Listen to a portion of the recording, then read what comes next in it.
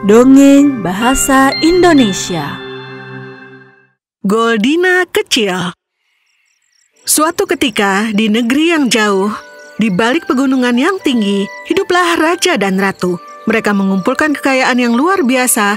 Kekayaan mereka meluap bagaikan sungai emas. Kerinduan mereka akan seorang anak terjawab dengan lahirnya putri cantik mereka, Goldina Kecil. Seorang bayi dengan mata biru, rambut pirang, dan kulit menawan seperti stroberi dan krim.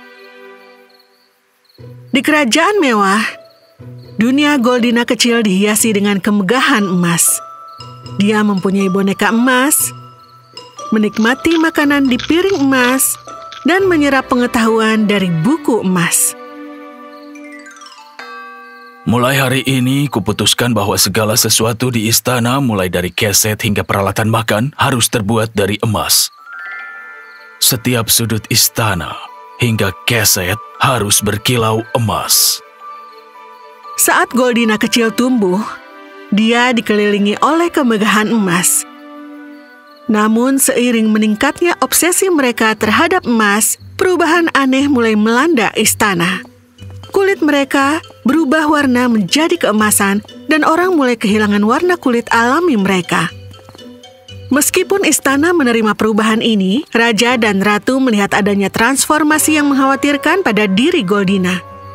Kulitnya juga mulai mengeras, kehilangan kelembutan mudanya. Sayangku, transformasi Goldina kita sangat menggangguku. Semakin banyak emas yang kita peroleh, semakin kita kehilangan sentuhan dengan hal yang penting. Putri kita yang berharga, dulu seperti mawar segar, kini bersinar seperti logam emas. Anggota istana yakin warna emas menjadi mode saat ini. Bahkan wanita mengecat kulit dengan warna emas agar cocok. Istana kita yang dulu indah sekarang menjadi kuil emas. Tapi harga ini sepertinya terlalu mahal. Kita harus mencari bimbingan. Seorang bijak yang dapat membantu kita menyelamatkan putri kita. Petapa Gua Suram. Dikatakan dia memiliki pengetahuan kuno. Malam ini secara rahasia, kita akan memulai perjalanan untuk menemukan jawaban. Dalam keputusasaan, mereka memulai perjalanan berbahaya untuk berkonsultasi dengan petapa Gua Suram yang kebijaksanaannya dikenal selama berabad-abad. Apa yang membawa anggota kerajaan datang ke tempat tinggalku? Betapa bijaksana, putri kami Goldina berubah menjadi emas. Bisakah bantu kami? Emas, akar kesengsaraanmu. Lelehkan hartamu, biarkan tenggelam di laut. Tapi, bisakah itu mengembalikan wujud asli Goldina? Jalan tertentu, hasil yang tidak pasti. Namun sebuah langkah ke arah yang benar. Tapi, aku bangga dengan kekayaanku. Bisakah kita menyelamatkan Goldina tanpa kehilangan kekayaan? Dilema hati, Baginda. Putri kami lebih berharga dari harta. Kami harus apa? Lepaskan belenggu emas. Biarkan cinta bersinar lebih terang dari emas. Memang keledai yang hebat. Tapi Goldina tidak akan menanggung beban terbesar. Untuk menyembuhkannya, kirim dia ke Pulau Pegunungan Kristal. Apa itu akan membuat dirinya kembali lagi, Oh Pertapa? 3 tahun di Bukit Kaca sudah cukup. Namun hati-hati, dia tidak boleh melihat bayangannya di Pegunungan Kaca. Akan kami lakukan. Terima kasih.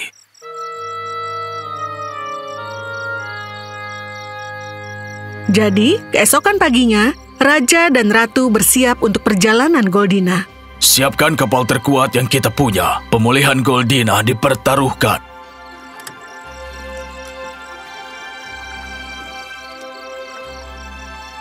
Perjalanan ke Pegunungan Kristal sungguh mendebarkan. Ingat, nak, jangan pernah melihat bayanganmu di Pegunungan Kaca ya. Pemulihanmu bergantung padanya, Goldina. Jangan melihat, aku janji.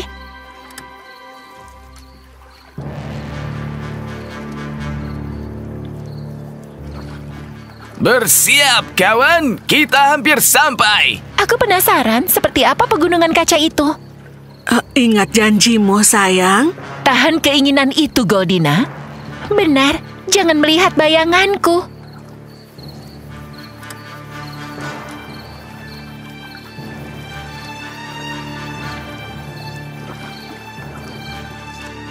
Kita sudah sampai, Putri. Saatnya memulihkan diriku yang cerah. Ini sungguh mempesona. Tapi ingat, jangan melihat. Bahkan jangan mengintip, Goldina. Aku tidak akan lupa. Seiring waktu, Goldina merangkul lingkungan barunya dengan tekad untuk menolak daya tarik bayangannya sendiri. 2 tahun berlalu, untuk Goldina, pengasuhnya dan perawatnya tinggal di pulau itu.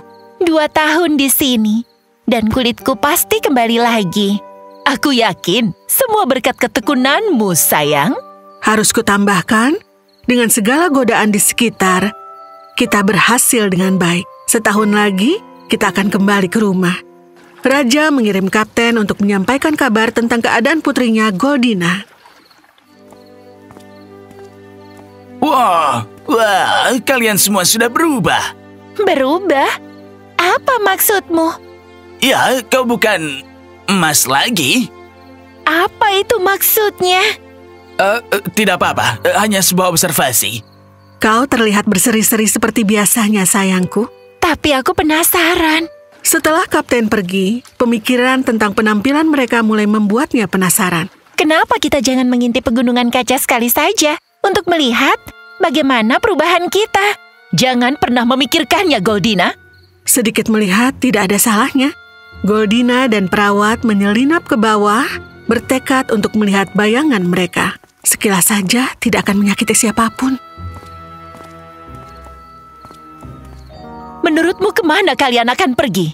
Ya ampun, Kesombongan tidak akan menyelesaikan apapun. kau benar, pengasuh. Sekarang kembali ke tempat tidur. Kalian berdua. Iya, pengasuh. Tahun ketiga hampir berlalu. Namun Goldina, perawat, dan pengasuhnya, kini ketiganya telah jatuh ke dalam perangkap kesombongan. Melihat sekilas saja tidak ada salahnya, kan? Mungkin sekedar mengintip. Ya, jika kalian berdua. Sayangnya, mereka berkelana ke pegunungan kaca, terpesona oleh pantulan mereka. Oh, aku tampak hebat. Dan harus kuakui, aku juga terlihat cantik. Sulit untuk berpaling, bukan? Hari-hari berubah menjadi minggu saat mereka tenggelam dalam refleksi mereka sendiri. Kapal tiba untuk membawa mereka kembali ke rumah. Oh, tidak. Kau seperti kaca. Apa maksudmu? Kau menjadi rapuh seperti kaca. Apa yang telah kita lakukan? Kesombongan menyesatkan kami. Kapten melakukan yang terbaik. Goldina dibungkus dengan hati-hati menggunakan kain untuk melindunginya agar tidak pecah.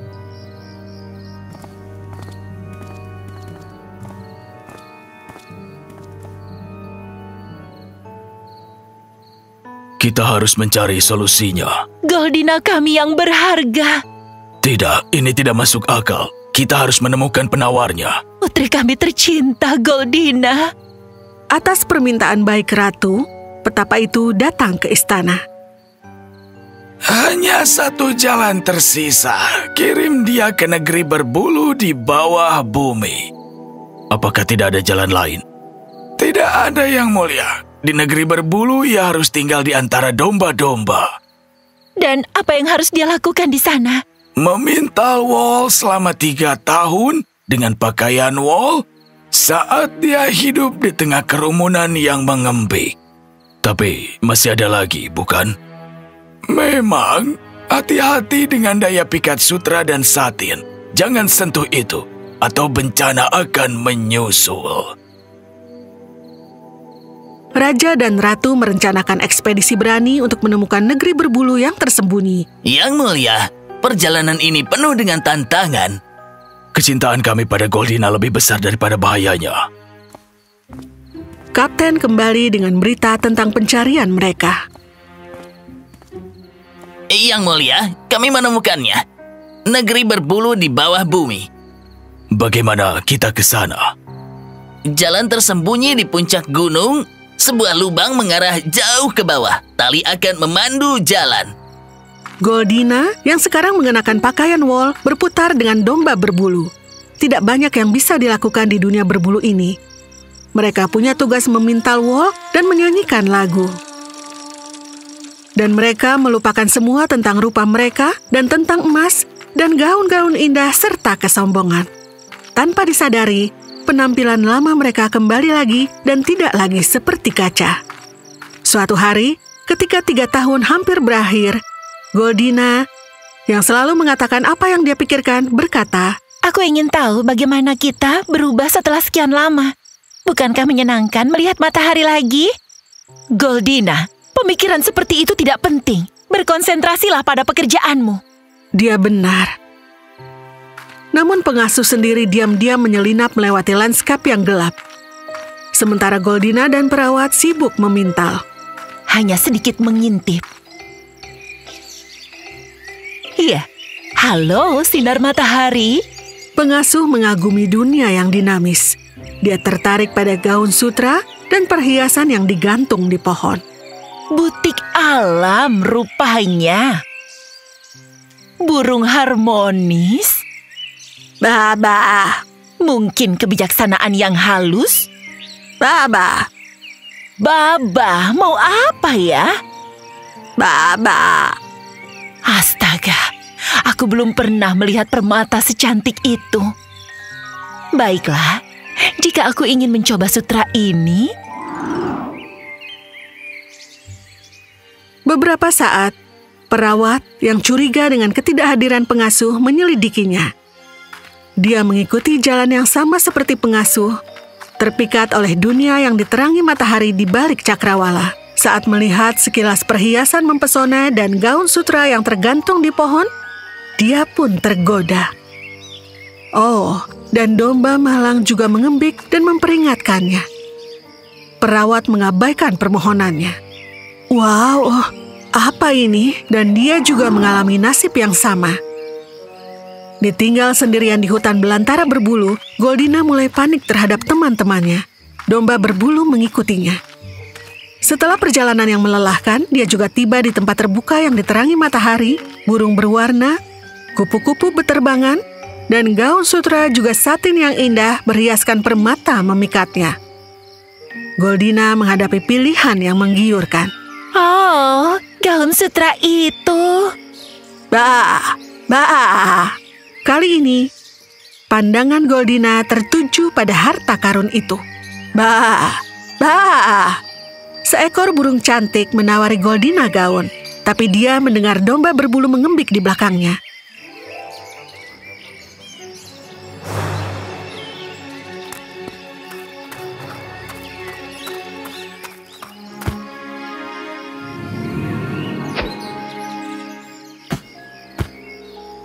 Tiba-tiba, domba berbulu itu berubah menjadi seorang pangeran tampan. Salam, Putri. Aku Pangeran Pachinko. Domba berbulu itu seorang pangeran? Burung buas yang baru saja kau geluti itu memang seorang penyihir jahat. Dia menjebakku di sini. Kau, Goldina pemberani, telah menghancurkan mantra jahatnya. Aku tidak bisa melakukannya tanpamu, karena kau menyelamatkanku lebih dulu. Beberapa hembusan napas ajaib dapat menyembuhkan luka terdalam sekalipun. Luar biasa. Biarkan aku mengantarmu pulang, Putri Goldina. Mari. Iya, pangeran ajaibku. Dan sekarang kita dapat mengatakan mereka hidup bahagia selamanya.